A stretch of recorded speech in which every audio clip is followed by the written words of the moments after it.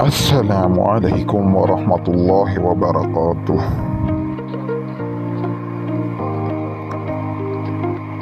चलिए बताइए, ऐसी कौन सी चीज़ है जिसका कोई वजन नहीं मगर इसको 20 लोग मिलकर भी नहीं उठा सकते?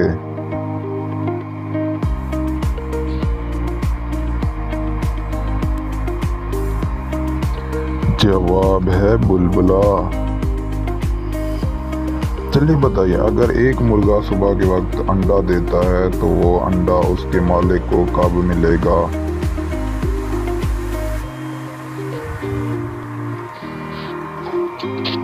जवाब है मुर्गा अंडा नहीं देता।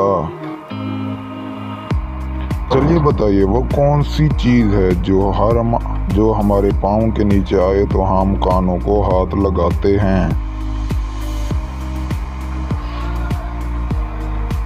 जवाब है जायनमाज़।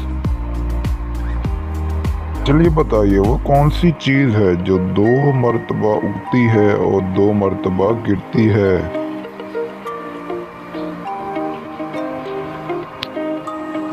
जवाब है दांत। चलिए बताइए, वो कौन सी मछली है जो ना ही अंडे देती है और ना पानी में रहती है? जवाब है तली हुई मछली।